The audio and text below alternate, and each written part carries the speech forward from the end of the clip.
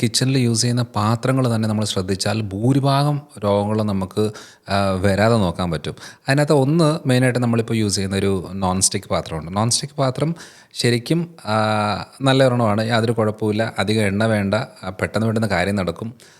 പക്ഷേ അത് യൂസ് ചെയ്യാൻ അറിയത്തില്ലെങ്കിലാണ് പ്രശ്നം വരുന്നത്. നമ്മൾ ഈ പറയുന്ന ഈ സ്റ്റീലിൻ്റെ സ്ക്രബ്ബർ ഇട്ടുകൊണ്ട് അതിനെ ഉരച്ചുകൊണ്ടിരിക്കുക, അല്ലെന്നുണ്ടെങ്കിൽ ഈ പറയുന്ന സ്റ്റീലിൻ്റെ തവിയും കാര്യങ്ങളെല്ലാം ഇട്ടിട്ട് അവിടെ ഈ നമ്മുടെ ഈ നോൺ സ്റ്റിക്ക് പാത്രത്തിനകത്ത് മുകളിൽ കുറച്ച് വരകൾ വീടുക, പൊളിഞ്ഞു പോവുക എന്ന് പറഞ്ഞു കഴിഞ്ഞാൽ തന്നെ ഡേഞ്ചറസ് ആണ്. കാരണം അതിനകത്ത് ആ ടെഫ്ലോൺ കോട്ടിങ് ഏറ്റവും കൂടുതൽ ശരീരത്തിന് ഡാമേജ് ഉണ്ടാക്കുന്നതാണ്. അപ്പം നമ്മൾ ഇന്നാണല്ലോ ഈ വീഡിയോ കണ്ടിട്ടാണെങ്കിലും ജസ്റ്റ് വീട്ടിലെ ഉണ്ടാക്കുന്ന പാത്രം ജസ്റ്റ് ഒന്ന് എടുത്ത് നോക്കുക, നോൺ സ്റ്റിക്കിൽ വരകൾ വീഴുന്നുണ്ടോ, പൊളിഞ്ഞു പോകുന്നുണ്ടോ, എടുത്ത് അന്നേരെ കളയുക. കാരണം ചിലപ്പം ഇനി പാത്രങ്ങൾ എന്തായാലും കുറച്ച് കാശ് കൊടുത്ത് വാങ്ങിക്കുന്നത് തന്നെയാണ് നല്ലത്, ഈ ലോ ക്വാളിറ്റി അലുമിനിയം വാങ്ങിക്കുന്നത്. കാരണം ഇപ്പോൾ നമ്മളിപ്പോൾ അലുമിനിയം പാത്രങ്ങളിലും ഇതിലൊക്കെ ആയിട്ട് മീൻകറി വെക്കുകയാണെന്നുണ്ടെങ്കിൽ അത് ശരിക്കും പറഞ്ഞാൽ ആ മീൻകറി ഉണ്ടാക്കുന്നതിന് കുഴപ്പമില്ല, അത് അവിടെ വെച്ചിട്ട് അതിനകത്ത് പുളിയും കാര്യങ്ങളും എല്ലാം ഈ അലുമിനിയമായിട്ട് റിയാക്ഷനായിട്ട് കുറേ നേരം നിന്ന് കഴിഞ്ഞാൽ അതിനകത്ത് കെമിക്കൽ ഫുഡിലേക്ക് ഇതാകുകയും അത് നമ്മുടെ ബോഡിയിലേക്ക് കയറി അങ്ങനെ കുറേ പ്രശ്നങ്ങൾ നമ്മുടെ ബോഡിയിലുണ്ടാകും.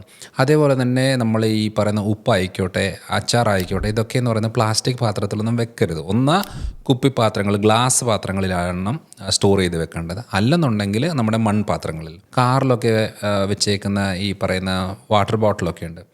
അത് ഒന്ന് ഹീറ്റായി കഴിഞ്ഞ് കഴിഞ്ഞാൽ ഈ വാട്ടർ ബോട്ടിലിൽ ആ വെള്ളം എന്ന് പറയുന്നത് ഹൈലി ഡേഞ്ചറസ് ആണ്. നമ്മൾ ഈ സ്ഥിരമായിട്ട് ഇത് തന്നെയാണ് കുടിച്ചുകൊണ്ടിരിക്കുന്നതെങ്കിൽ ചിലപ്പോൾ നമ്മൾ പോയിട്ടൊരു വാട്ടർ ബോട്ടിൽ ചോദിക്കുമ്പോൾ അവർ എടുത്തുകൊണ്ട് തരുന്നത് ഫ്രിഡ്ജിൽ നിന്നായിരിക്കും. പക്ഷേ ഇത് എങ്ങനെയാണ് അവിടെ വന്നത്, നല്ല ചൂടത്തായിരിക്കും അത് ട്രാവൽ ചെയ്ത് അടയ്ക്കുക ആ ഫ്രിഡ്ജിലേക്ക് വന്ന് കയറുന്നത്.